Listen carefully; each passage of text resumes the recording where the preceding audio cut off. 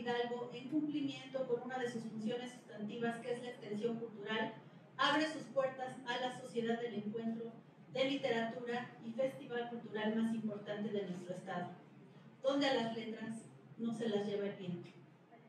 Para dar inicio con este evento, me permito presentar a la doctora Mercedes Alanís Rufino, quien nos presenta hoy el boletín electrónico EDAGI, que es una compilación de documentos, de papers, artículos e investigaciones que realizan los investigadores de nuestra universidad. Si me permiten, voy a leer una pequeña reseña sobre la doctora. Mercedes Alanís Rufino es doctora y maestra en Historia Moderna y Contemporánea por el Instituto de Investigaciones Dr. José María Luis Mora y licenciada en Historia por la Facultad de Filosofía y Letras de la UNAM. Realizó una estancia postdoctoral en el Departamento de Historia y Filosofía de la Medicina de la Facultad de Medicina de la UNAM. Es profesor investigador de tiempo completo en el área académica de Historia y Antropología de la Universidad Autónoma del Estado de Hidalgo. Es miembro del Sistema Nacional de Investigadores del Nivel 1 y actualmente desarrolla la línea de investigación Historia de la Salud y la Asistencia Materna e Infantil de México. Ha impartido diversas ponencias al respecto en diversos foros nacionales e internacionales y cuenta con investigaciones en esta temática en los siglos XIX y XX. Sin más preámbulos, les dejamos los micrófonos a nuestros invitados. Muchas gracias, bienvenidos. Hola a todos, buenas tardes. Muchas gracias por acompañarnos el día de hoy, 4 de la tarde, y estamos muy contentos porque algo que comenté yo con la doctora Amelia es que además de la presentación de los libros, pareciera que a veces no se presentan las revistas, y más cuando son electrónicas. Sin embargo, cada día es más frecuente que el conocimiento más reciente lo encontremos justamente en estas revistas. Les cuento muy rápidamente la historia, yo solamente voy a moderar. El año pasado fueron festejos conmemorativos por la conquista, por la independencia, etc. Y bueno, a raíz de eso, en el área académica de historia hubo una serie de eventos conmemorativos que queríamos que fueran más allá del conocimiento que se divulgó. Y entonces surgió la idea de una publicación y yo me dirigí, saludándome muchas tantas, a la doctora Amelia Molina, que ahora se las presento, y ella aceptó la idea y es así que salió lo que ahorita les vamos a presentar. Bien, les voy a presentar a la doctora. La doctora Amelia Molina García es doctora en Ciencias de la Educación por nuestra universidad, maestra en Investigación y Desarrollo de la Educación por la Universidad Iberoamericana y licenciada en Pedagogía por la UNAM. Es académica de tiempo completo en el área de educación, pertenece al Sistema Nacional de Investigadores Nivel 1. Además, es especialista en planeación, investigación y administración educativa por el Instituto Nacional de Administración Pública, el INAP. Es coordinadora de la revista EDAGI como investigadora. Ha publicado numerosos artículos y capítulos de libros. Entre obras publicadas se encuentran de su autoría Prácticas y Espacios para la Formación Ciudadana, una revisión desde el Programa de Formación Cívica y Ética en Educación Secundaria, y coordinadora de Estudios Comparados en Educación, aplicación en el análisis sobre la formación de ciudadanía, problemáticas socioculturales e históricas. Ha coordinado distintos talleres y asignaturas de nivel superior y posgrado y publicado diversos materiales didácticos de apoyo. Yo estoy muy contenta porque aceptó la invitación y está aquí para hablarnos de la revista. Un fuerte aplauso para la doctora.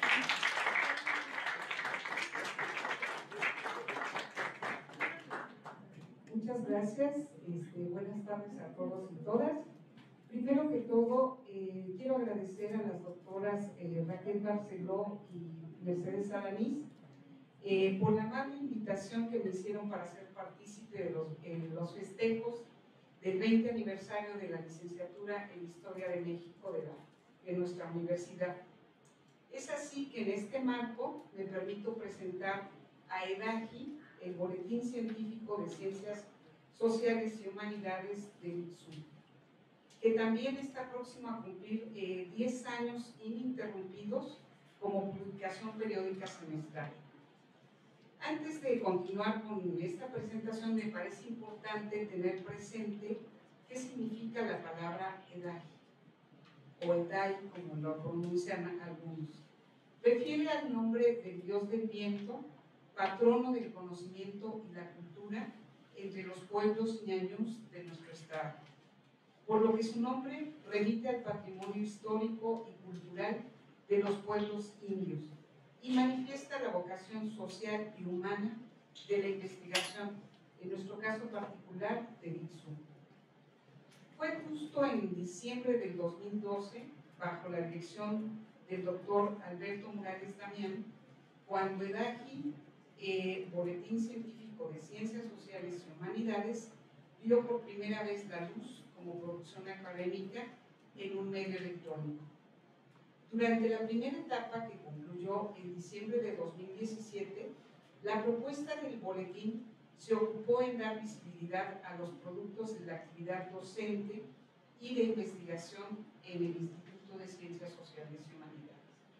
Por lo que en ese periodo, Edagi se nutrió de esfuerzos de estudiantes y profesores que colaboraron con ensayos, reportes de investigación, resúmenes, diagramas, reseñas, además de incluir la selección bibliográfica para tratar temas de interés en el ISU.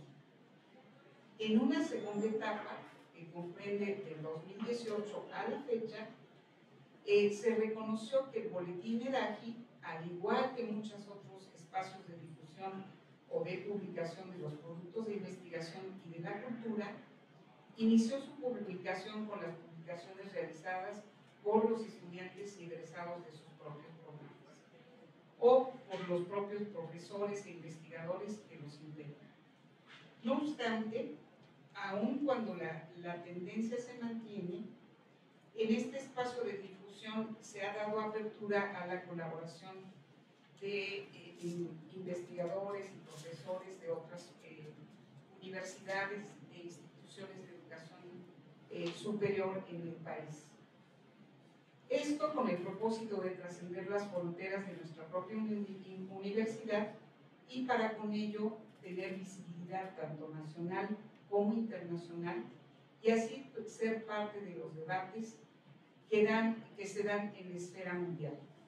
Por ello, el Boletín Edagi, el número 12 de junio de 2018, constituye un pivote para dar inicio a un nuevo ciclo en la edición de nuestro boletín, en el que ya no solo se limitó a la producción de con lo que se había iniciado, sino ahora solamente publicamos artículos, ensayos, reseñas y reportes de investigación. De los 6 o 8 que teníamos, ahora solamente lo hacemos así. Esto, bueno, con la intención de incrementar la calidad de nuestro boletín. Además de que se incluyeron producciones tanto internas como de otras instituciones de educación superior del país. Durante esta segunda etapa hemos logrado el registro y por tanto la visualización en 4 indexadores, entre las que destacan el catálogo del Sistema Regional de Información en Línea para revistas científicas de América Latina, el Caribe, España y Portugal, mejor conocida como Latindex, seguramente ya la han consultado, y la Red Iberoamericana de Innovación y Conocimiento Científico, que es identificada como REDIC. De la misma manera, con el número especial que vamos a presentar ahora sobre la conmemoración retrospectiva de 3 siglos de la historia de México, hemos dado inicio a la conformación de convocatorias para la publicación de números temáticos, en los que pueden converger miradas diversas sobre varios campos de conocimiento, tanto en el ámbito nacional como internacional.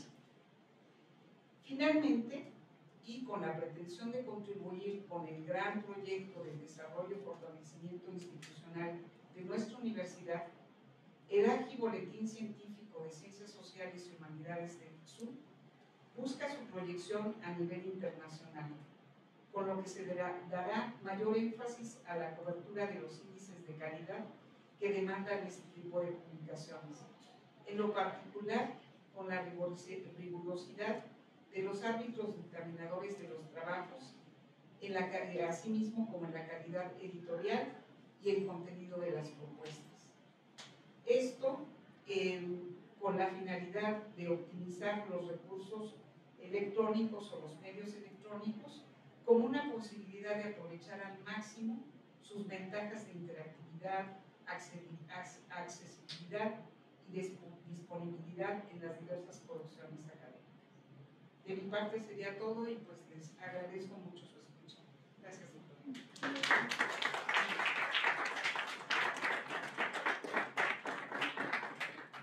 La doctora Amelia Molina es muy modesta, pero algo que no les ha comentado a los jóvenes estudiantes de historia, a los jóvenes estudiantes de preparatoria, es que esfuerzos como estos que al alcance de un clic ustedes pueden descargar los artículos, de veras no tienen idea cuántas horas y horas de trabajo hay y trabajo no reconocido, y creo que a veces el trabajo, el nombre que menos reluce es justamente el de la editora. Yo le quiero reconocer su trabajo, su esfuerzo, porque hay que contactar un mundo de personas, los dictaminadores, los artículos, ver luego gente que dice por qué está mal mi artículo, corregir los errores, pelearnos con una plataforma que se llama OJS hasta poderlo ver. En la página de la universidad ustedes buscan EDACI y podrán ver todos los números. Este al cual estamos haciendo referencia salió publicado digitalmente en febrero de este año, es solamente una revista digital y nos da mucho orgullo. Muchas gracias, doctora, por todo su trabajo. Bien, pues ahora vamos a dar palabra a tres de los colaboradores que brevemente nos van a hablar justamente sobre qué es lo que publicaron. La doctora Alondra Domínguez Ángeles es doctora y maestra en Ciencias Sociales por la Universidad Autónoma del Estado de Hidalgo y licenciada en Historia de México por la misma institución, entonces muy acorde ahora en los 20 años de la carrera. Pertenece al Sistema Nacional de Investigadores en el nivel candidatura. Se especializa en el estudio del sacrificio humano en Mesoamérica desde el enfoque teórico-metodológico de la cosmovisión. Sus investigaciones se centran en el análisis iconográfico del sacrificio humano en códices prehispánicos y en las inmolaciones realizadas en cenotes en el área maya durante el posclásico. Es autora de diversas ponencias y algunos artículos y hoy en día es colaboradora del Seminario Interinstitucional Tlatemuani, Imágenes, Colores y Símbolos en la Plástica Mesoamericana en el CIESAS. Es miembro del proyecto Culturas Visuales en México, estudios de caso y reflexiones metodológicas en torno a la imagen, que coordina el doctor Manuel Alberto Morales Damián, y es secretaria del Seminario de Estudios Comparativos Mesoamérica Los Andes, dirigido por la doctora María del Carmen García Escudero. Alondra, bienvenida y te damos la palabra. Muchas gracias, buenas tardes. Gracias por la presentación, Mercedes, y primeramente, pues gracias a la CUL por este espacio. Estamos de manteles largos porque son 20 años de la licenciatura. Antes que todo, me quiero disculpar por los minutos que llegué tarde, si bien estoy corriendo, y aunque no lo creamos, es porque alguien de la logística me llevó a otro auditorio, no me dejó entrar aquí hasta que me comprobé que no era ese. Entonces, una disculpa, por favor, a eso se debe que esté aquí. Vamos a hablar un poquito de esto, y en lo personal, bueno, es para mí un verdadero privilegio estar sentada junto a los docentes que me formaron, porque hace muchos años, así como ustedes, yo estaba en las filas de estudiantes de historia. Y bueno, un poquito para adentrarnos, si hay chicos de prepa, como decía la doctora Mercedes, que sepan qué es lo que hacemos. Voy a introducir un poquito qué es lo que entendemos, como historia, ¿no?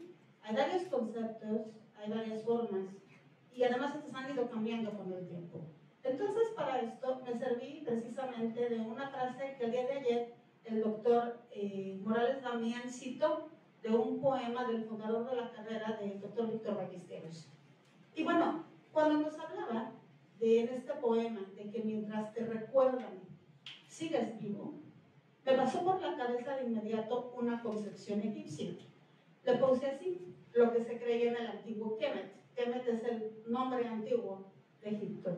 Y decía, ahí se creía que la diosa Sheshap, guardiana de los archivos, de los registros dinásticos y de las bibliotecas, había creado la escritura jeroglífica, misma con la que los antiguos egipcios aspiraban a la eternidad, ya que creían que si el nombre de una persona era escrito, le daría la oportunidad de ser pronunciado tiempo después, aún siglos tras la muerte, lo que lo traería a la vida, pues al pronunciar su nombre se evocarían imágenes de las personas y de sus hechos.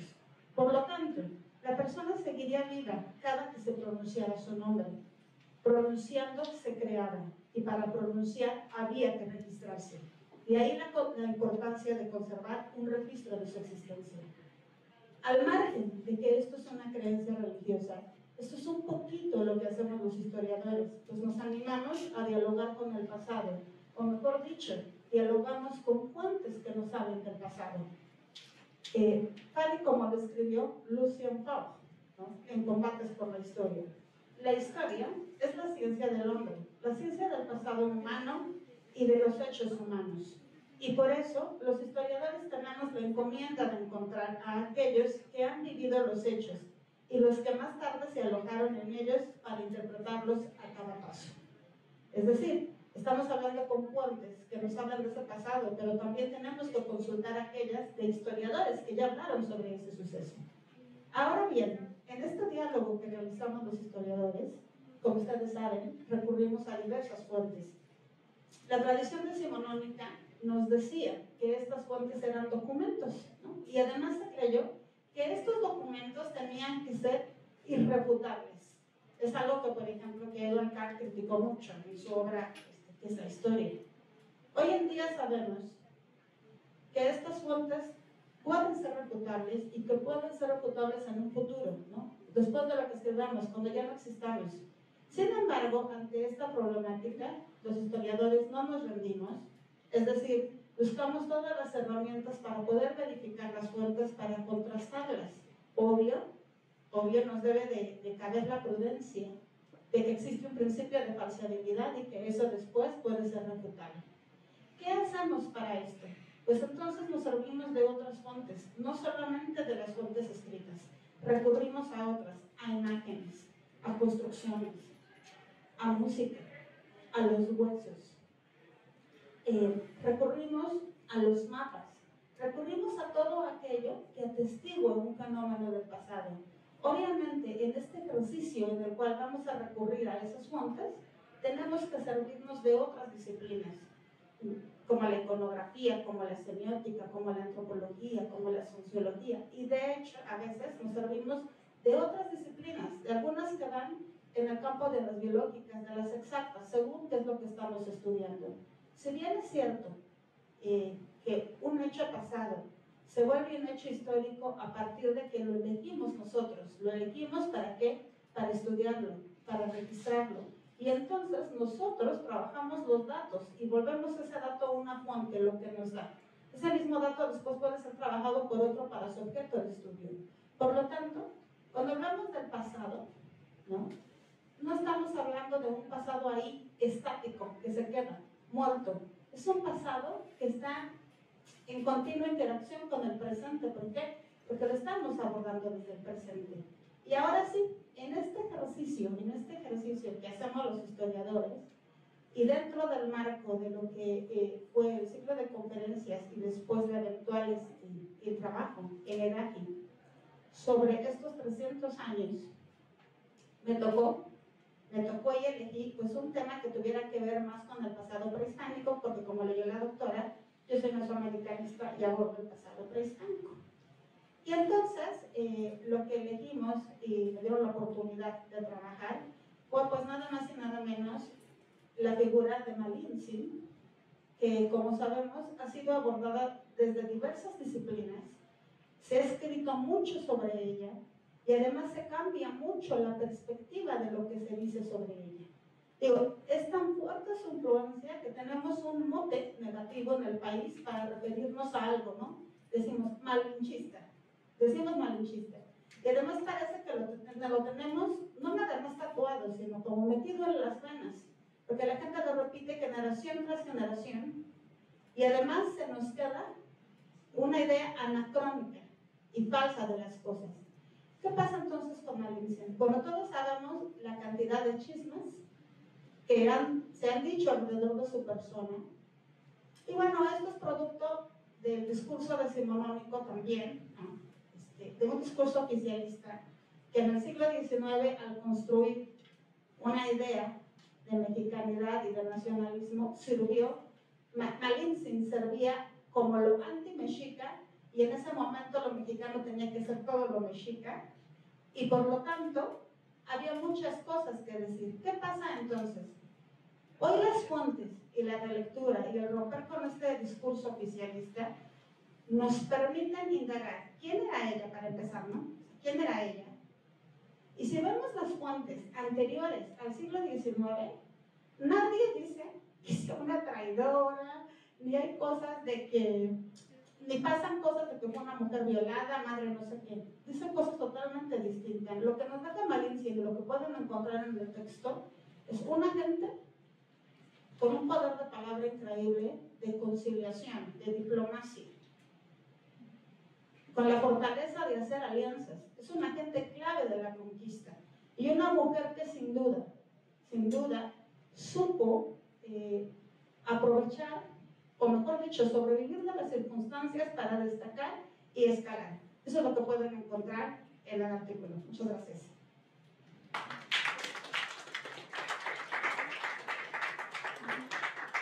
Muchas gracias, Alondra, por tu participación.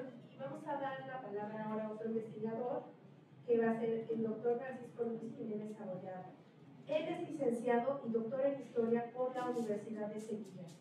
Desde 2002 es profesor investigador de tiempo completo en el área académica de Historia y Antropología del Instituto de Ciencias Sociales y Humanidades de nuestra universidad, donde ejerce la docencia en la licenciatura en Historia de México y la maestría en Historia, donde además realiza investigación histórica en el estudio y aplicación de las instituciones virreinales y su impacto en los diversos actores de la sociedad indiana.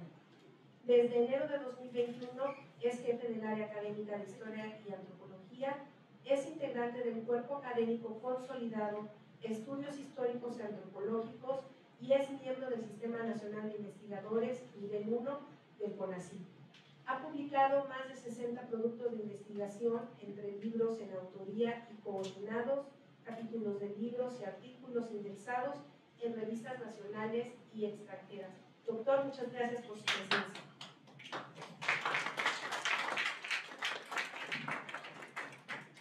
Muchas gracias a todas y a todos los presentes. Mi artículo, concretamente, lleva por título Bernal Díaz del Castillo y sus conquistas de Tabasco 1517-1525. En este artículo, concretamente, me centré en un personaje crucial en lo que es la historia de México, justamente ese periodo que es la conquista, y un personaje que ha creado pues, mucha incertidumbre en cuanto a su actuar, en cuanto a su obra, en cuanto a sus acciones como conquistador, también en su etapa posterior, una vez que se asienta en la ciudad en la provincia de Guatemala, en la gobernación de Guatemala, y allí llega un momento en que se pone o se sienta en la mesa de camilla, en la mesa de su casa, y empieza pues a escribir su obra, la historia verdadera de la conquista de la Nueva España.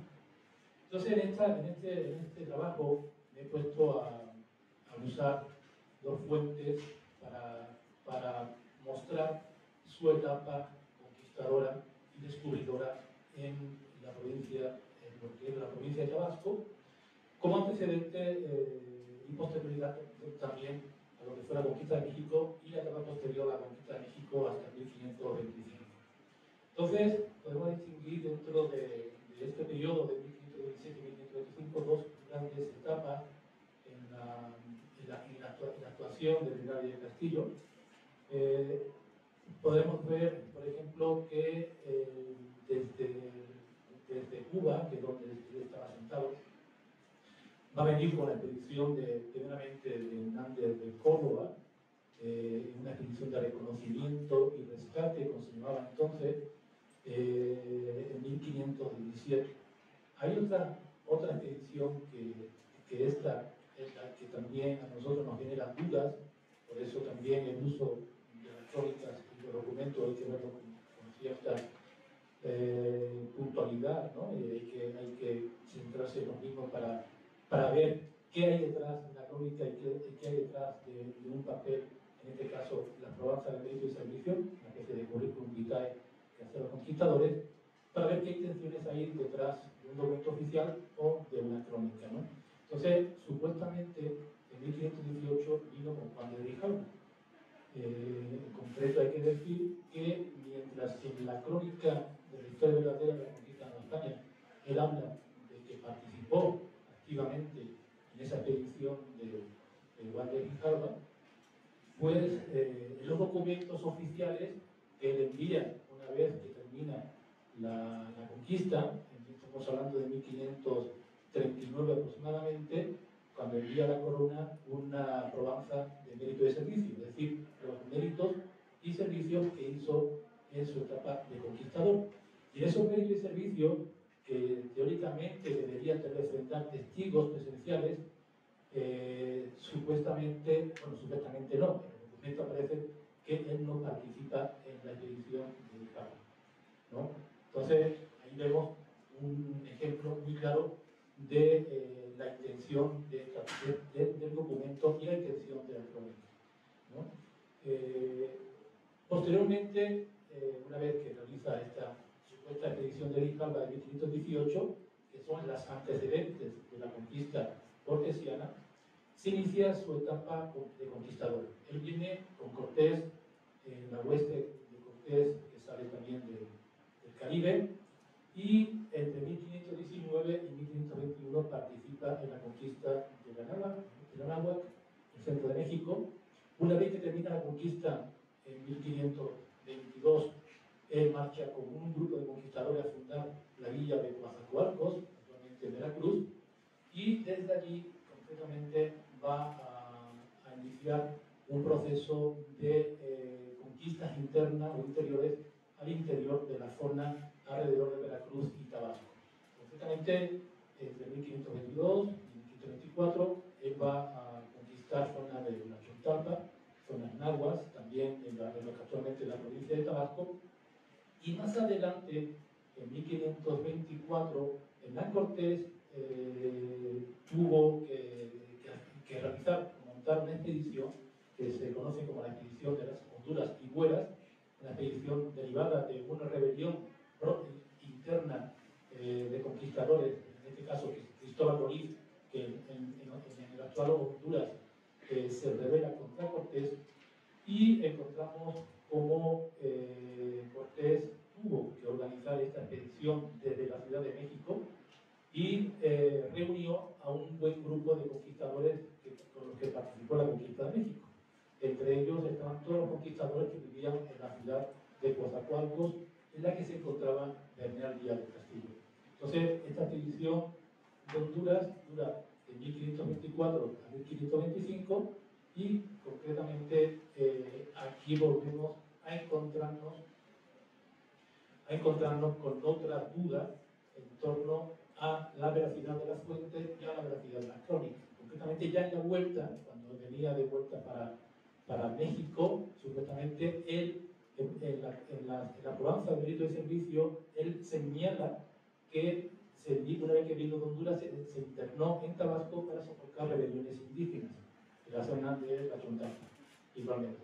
Pero en la crónica, un poco para magnificar su expedición y su participación con Cortés, concretamente él dice o no expresa este paso por la Chontalpa, este paso para someter rebeliones indígenas en Tabasco, sino que directamente él caminó por la zona de la costa del Pacífico mexicano, solamente hasta llegar a la Ciudad de México, pasa por Oaxaca, hasta llegar a la Ciudad de México, y ahí en la crónica habla de que fue recibido personalmente en honor y gloria por el conquistador Hernán Cortés. Por lo tanto, lo que quiero mostrar en este artículo es el uso de las fuentes y cómo la fuente a nosotros nos puede dar margen para analizar la figura de este tipo de conquistadores. Estamos hablando de un conquistador como Bernal Díaz del Castillo, que además era cronista, ¿no? Y por tanto, podemos sacar varias conclusiones en torno a este asunto, y yo se lo leo a ustedes que lo vean en el número de aquí para que vean completamente la conclusión a la que llegué. Muchas gracias al doctor por su participación. Vamos a dar ahora la palabra a la doctora Adriana Gómez Aiza. Ella es antropóloga física por la Escuela Nacional de Antropología e Historia. Tiene un máster en estudios aplicados en población por la Universidad de Exeter, no sé si lo pronuncio bien, y un doctorado en análisis del discurso por la Universidad de Essex. Colaboró con el Consejo Nacional de Población, la Secretaría de Desarrollo Social y fue consultora para la Comisión Nacional para el Desarrollo de los Pueblos Indígenas y el Fondo de Naciones Unidas para la Población. Desde 2004 es profesora investigadora de tiempo completo del área académica de Historia y Antropología de nuestra universidad y ha sido profesora invitada por la Universidad Intercultural del Estado de México y la Universidad de Misiones Argentina. Sus principales líneas de investigación son relación hombre-naturaleza, corporeidad, estudios de población y construcción de la identidad. Bienvenida, Adriana.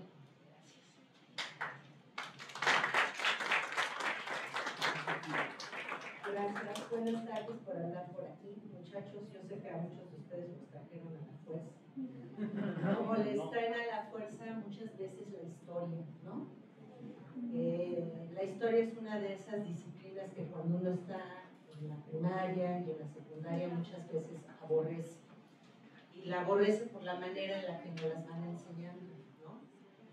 Y yo creo que una de las reflexiones que a mí me interesa externar aquí es que la historia es una joya que a veces nos toca ir puliendo.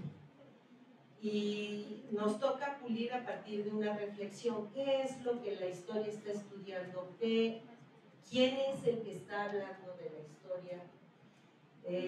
Mercedes nos invitó, también con la doctora Amelia, a participar en esta mesa con una reflexión que es importante.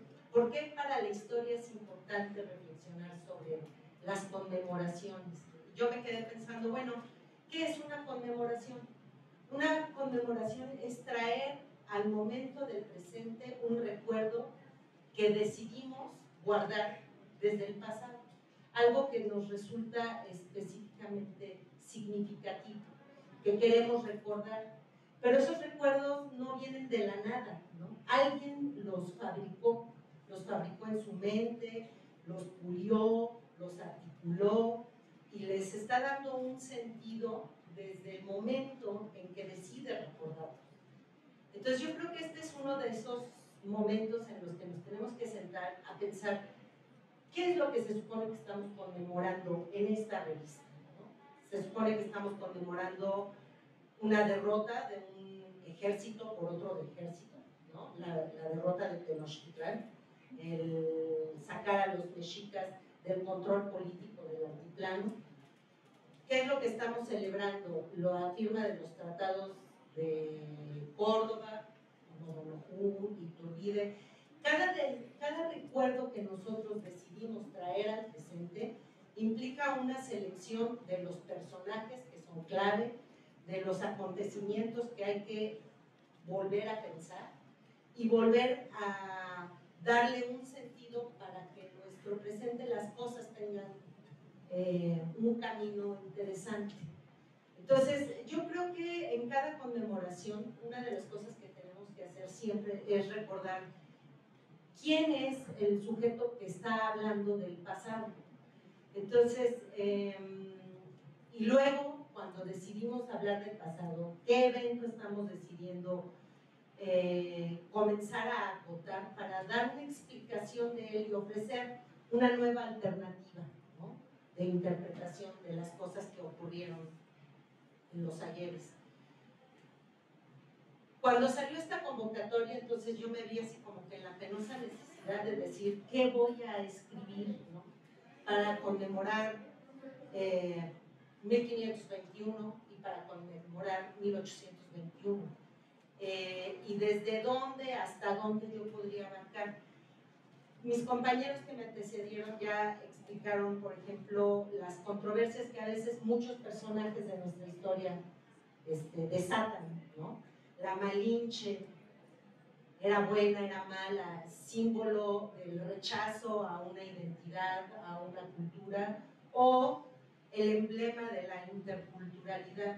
Como un personaje que es el mismo puede cambiar radicalmente, ¿no? Dependiendo de quién lo lea, dependiendo de qué es lo que quiere celebrar. Ahora celebramos a la Malinche como el símbolo de interculturalidad porque vivimos en la época de la globalización, del derecho a la diferencia, del derecho a la diversidad. Pero pues una lectura como esta en los años 40 no hubiera sido posible. Entonces también siempre es bien importante volver a recordar desde qué época estoy conmemorando y por qué. En el caso del artículo que yo escribí, en realidad lo que hice fue, como quien dice, sacarle queso a la leche.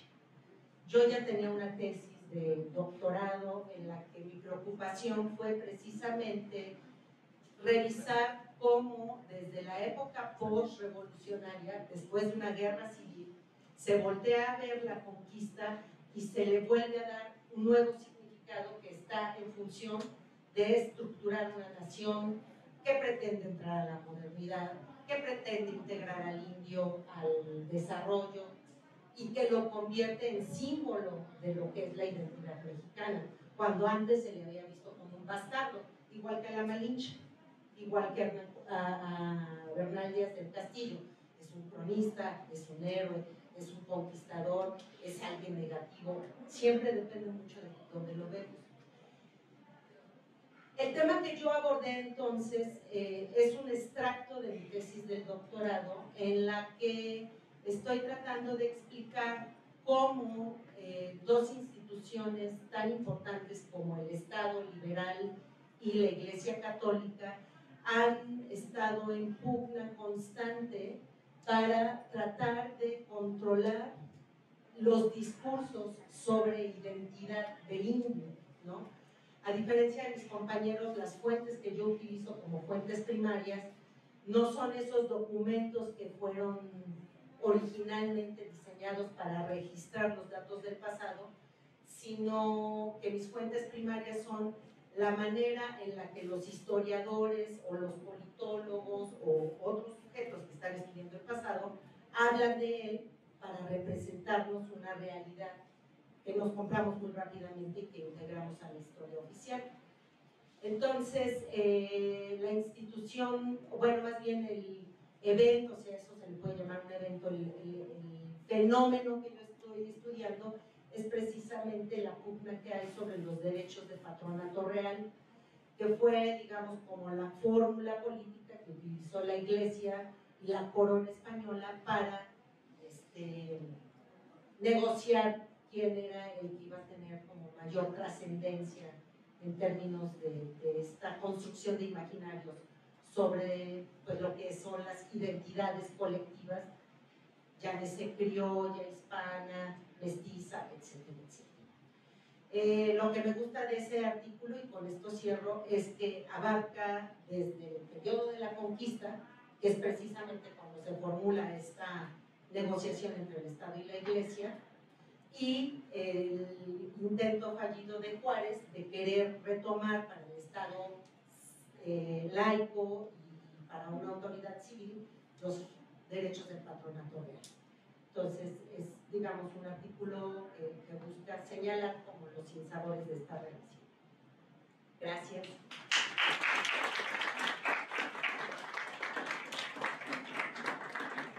Muchas gracias a la doctora Adriana y bueno, como habrán visto hasta ahora todos somos de casa, de esta universidad y tenemos un invitado externo, no lo tenemos físicamente porque desafortunadamente el día de ayer enfermó y no puede venir desde la Ciudad de México, pero es una persona muy cumplida y nos ha mandado su texto al cual yo voy a dar voz, se los voy a presentar virtualmente. Él es el doctor Juan Pablo Ortiz Dávila, es doctor y maestro en Historia Moderna y Contemporánea por el Instituto de Investigaciones Dr. José María Luis Mora. Es licenciado en Historia por la Facultad de Filosofía y Letras de la UNAM. Fue postdoctorante del CONACYT en la UAM, Unidad Iztapalapa, y en el Instituto de Investigaciones Filológicas de la UNAM. Es profesor investigador titular B de tiempo completo de la Universidad Pedagógica Nacional Unidad Ajusco y académico con perfil PRODE. Sus líneas de investigación son la historia política del siglo XIX, la historia de la enseñanza de las letras clásicas del siglo XIX y la historia de la educación. Entonces, también conocer aquí a la doctora Amelia.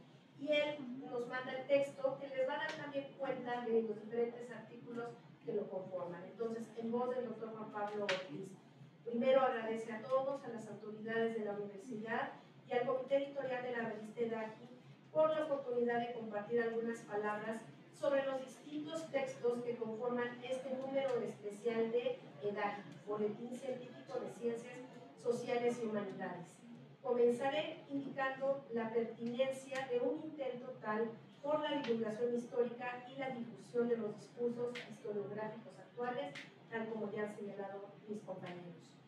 Entrando en materia, haré referencia al hecho de que María Montserrat Camacho Ángeles, con su texto intitulado El cosmograma de los primeros memoriales, nos trae a la reflexión muy necesaria sobre cómo una civilización plasma su cosmología y los problemas a los que nos puede llevar cuando tratamos de reinterpretarla desde el binomio otredad-posteridad.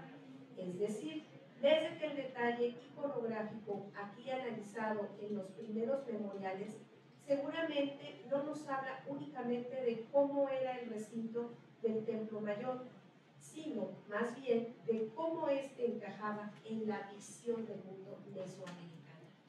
Esta conclusión a la que llega la autora y que parece sencilla, en realidad conlleva una serie no corta y compleja de consideraciones historiográficas. ¿Qué quiso representar? ¿Quién lo ha transmitido? ¿Qué versiones se puede proponer al respecto? ¿Hay correspondencia entre lo dibujado, lo descrito y lo analizado? En fin, aquí la autora estudia una ilustración que simplemente no lo es, porque más bien resulta ser un mapa para comprender una parte de la muy rica mentalidad mexica. Por su parte, Sergio Sánchez Vázquez, quien está aquí afuera del recinto y también nos acompaña, en su Escenas de la Conquista de documentos pictográficos coloniales de tradición mesoamericana, retoma momentos estelares de la conquista para analizarlos más allá de su ser iconográfico, lo cual lo lleva de un nivel meramente descriptivo a uno interpretativo, mediando en ello la intertextualidad de los llamados códices y de las crónicas coloniales. Por ejemplo, se transita de Durán a Sagún y de este a una estudiosa contemporánea nuestra, Magalón. Así, el autor se asegura de que tanto su objeto de estudio como sus fuentes dialoguen entre sí, o dicho de otra manera, lleva a cabo una operación historiográfica que le permite fijar su atención a lo aparentemente no mostrado, que una imagen nos puede hablar de varios momentos al mismo tiempo, como acontece con la ilustración referente a las expediciones de Grijalva y Cortés, por ejemplo. Pero algo similar logra Sánchez Vázquez al analizar los casos de la Malinche como traductora y guía, o del encuentro de Cortés con Moctezuma.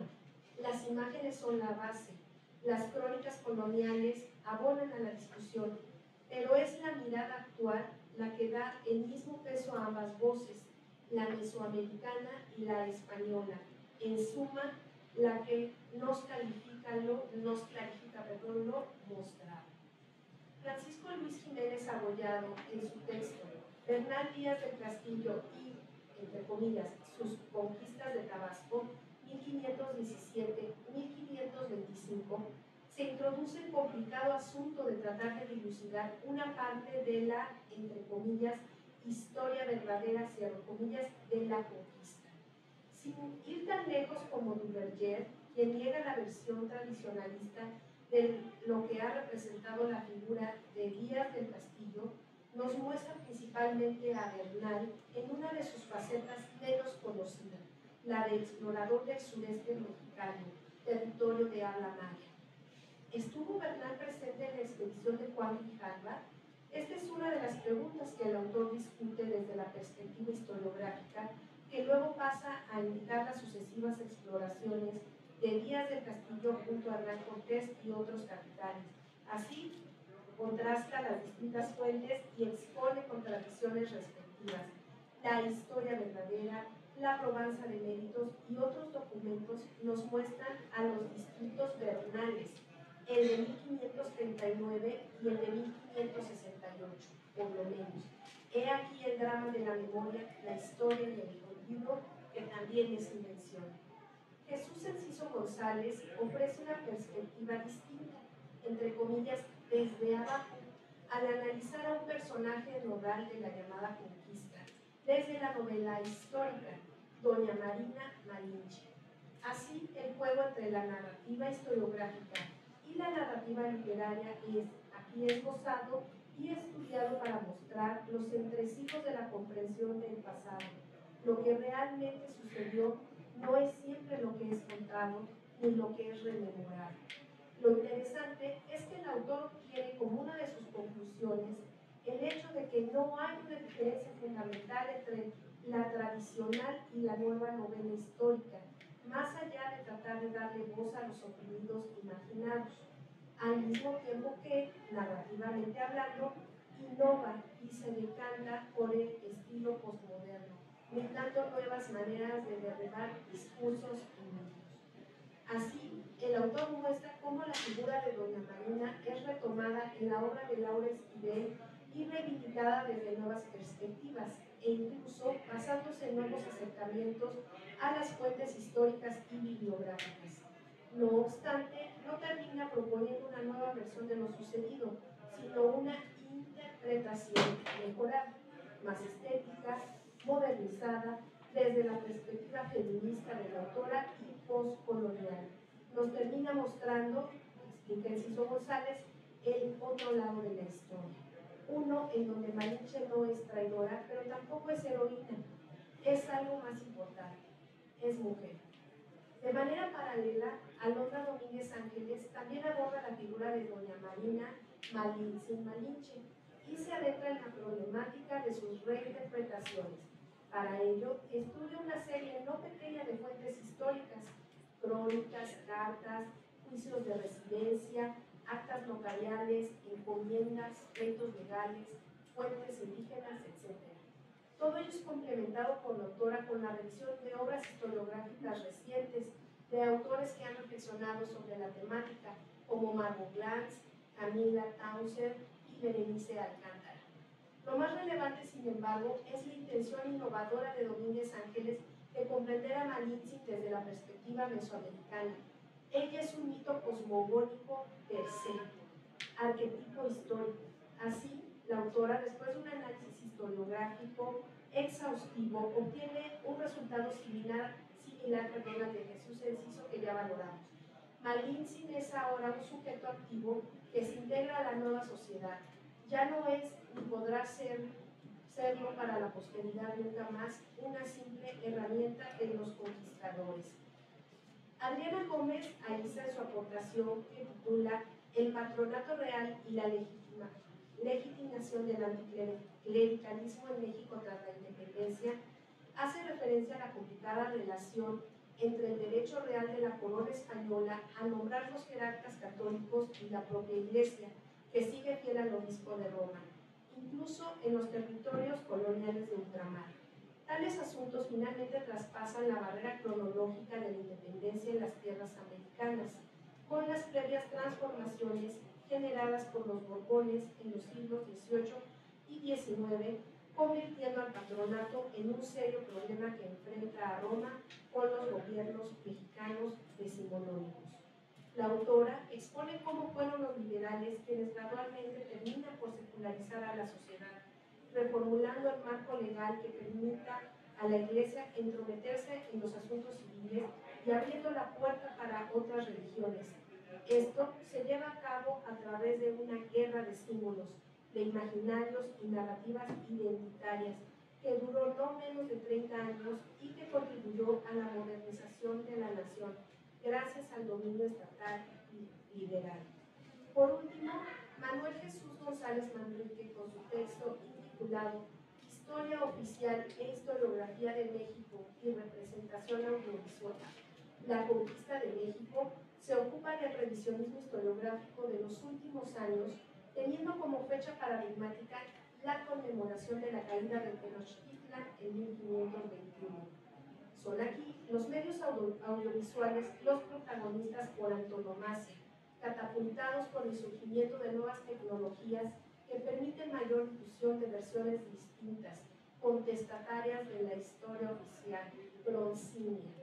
De manera tal que el cine, mexicano o norteamericano, se ve superado en la actualidad por la larga duración de las series televisivas, la riqueza pedagógica de los documentales dramatizados y los mundos abiertos que nos plantean los videojuegos.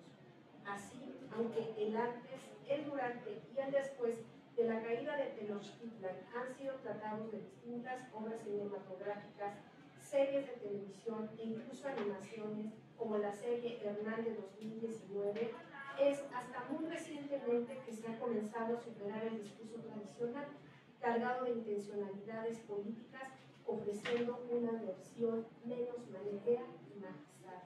Palabras de Juan Pablo Ortiz Dávila de la UPN Justo, a quien agradecemos su participación.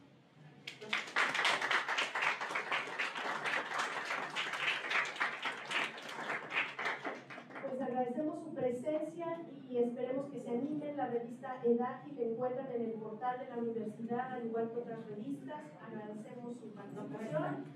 ¿No cuesta ni un peso? Sí, no, simplemente como dicen ustedes, con que la googleen, que pongan EDACI, Boletín Científico del ICSU, les aparece en automático, y ahí pueden, en donde viene la parte de archivos, ahí pueden consultar todos los números que ha publicado la revista, y en especial, bueno, este número que se acaba de presentar en este espacio.